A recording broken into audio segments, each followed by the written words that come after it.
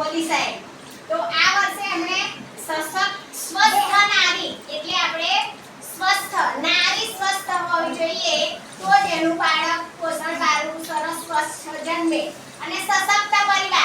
પરિવાર સશક્ત બનાવનાર કોણ આપણે નારી હરખું જમવાનું સરસ બનાવે તો જ આપણો પરિવાર છે આપણા બાળકો છે આપણા પતિ છે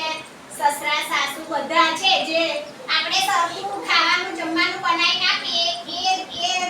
એનાથી જ આપણો પરિવાર સશક્ત બને એટલે આ વર્ષે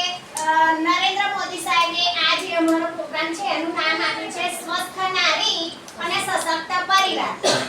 એટલે અમારે આવા સરસ પ્રોગ્રામો થાય છે અને જુદી જુદી જે વાનગીઓ બની છે એ તમે બધા હમણાં ચાખજો અને જે બનાવવાનું મન થાય એ અમને કે જોઈએ રીતે અમે તમને રેસીપી શીખવાડીશું ઇવન એ અલગ છે તમારે શું જોઈએ છે અલગ છે એની મમ્મી રોજ 500 ગ્રામ ખાતી હશે તો બાળક 500 ગ્રામ ખાશે નહીં ખાય બાળકની કેપેસિટી 100 ગ્રામની છે મમ્મીની કેપેસિટી 500 ગ્રામની છે પપ્પાની 700 ગ્રામની દરેકની ઉંમર પ્રમાણે દરેકની વજન પ્રમાણે શું હોય આવશ્યકતા અલગ અલગ હોય તમે જે ખાવ છો એટલું બધું એને આલો ખાલી પીસીને ખાઈ શકશે નહીં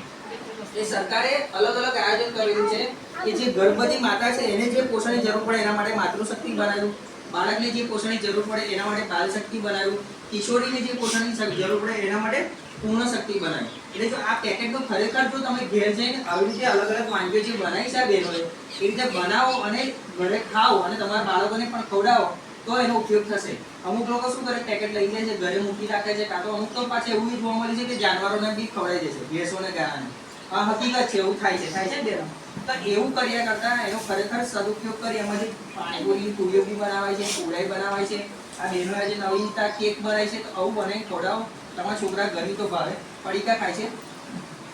પડીકામાં કુરકુરે ખાય વેફર ખાય चॉकलेट गड़ी यही कहानी है गांव शहर सब रहे सुपोषित लिखनी यही कहानी है हंसता बचपन खिलता जीवन बगिया ये महकानी है हंसता बचपन खिलता जीवन बगिया ये महकानी है